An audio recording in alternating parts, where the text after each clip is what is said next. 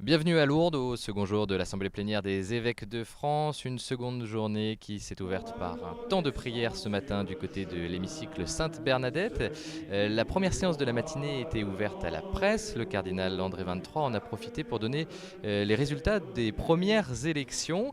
Il a été réélu à la présidence de la conférence épiscopale dès le premier tour de scrutin.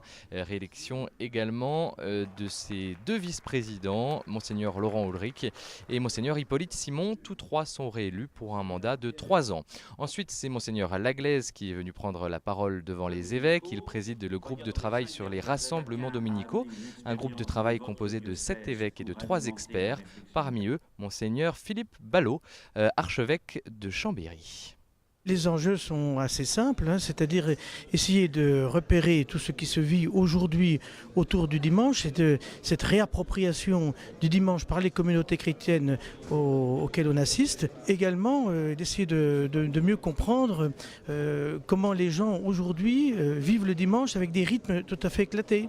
Des gens qui vivent avec le rythme scolaire, le rythme des vacances, des rythmes mensuels, des rythmes humains qui sont différents du rythme hebdomadaire. Ce qui se pose aussi autour de quand il n'y a pas d'Eucharistie, qu'est-ce qu'il est possible de vivre, pas se substituer à l'Eucharistie, mais tout ce qui est expérimenté autour de l'office des lots le dimanche matin, ou des vêpres le soir, ou les vigiles le samedi. Enfin, voilà, c'est les enjeux, j'allais dire, de la réappropriation du dimanche par les chrétiens aujourd'hui. À noter également l'intervention du secrétaire général de l'enseignement catholique, Éric Delabarre, qui devant les évêques a rappelé son inquiétude concernant la suppression de 1570 postes dans l'enseignement catholique, et ce dès la rentrée 2011. Suppression de postes qui pourrait rapidement entraîner des fermetures de classes, alors qu'il y a de plus en plus d'élèves au sein de cet enseignement catholique. Éric Delabarre a précisé qu'il avait récemment rencontré le ministre de l'Éducation nationale, Luc Châtel, sur cette question épineuse, rencontre particulièrement tendue. Et nous n'avons pas d'autre choix que de préparer le retrait de ces 1570 emplois. Parce que si nous ne le faisons pas nous-mêmes, ce seront les rectorats qui le feront à notre place.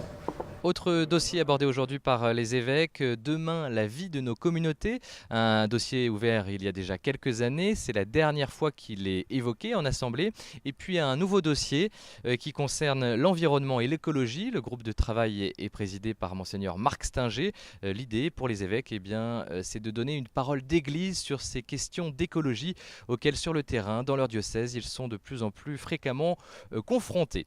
Mais on aura l'occasion bien sûr d'en reparler cette semaine.